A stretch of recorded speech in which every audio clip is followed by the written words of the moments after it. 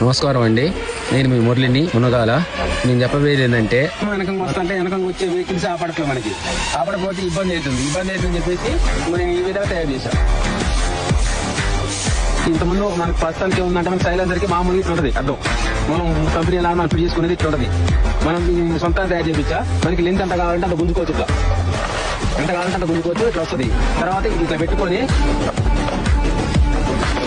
మనకి సీట్లో కూర్చొని ఆపేటట్టు సెట్ చేసుకొని సీట్లో కూర్చుంటాను. నేను నాకు ఎంత కావాలో ఎంతో చూసుకుంటాను.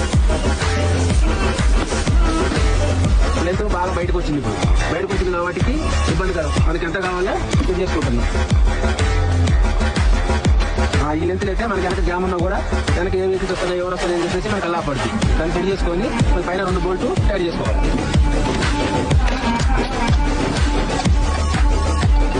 చేసుకుంటే వెనక్కి రాదు, ముందుకు పోదు. మనకి వెనకొచ్చే వెహికల్స్ మనకు కాపాడుతాయి.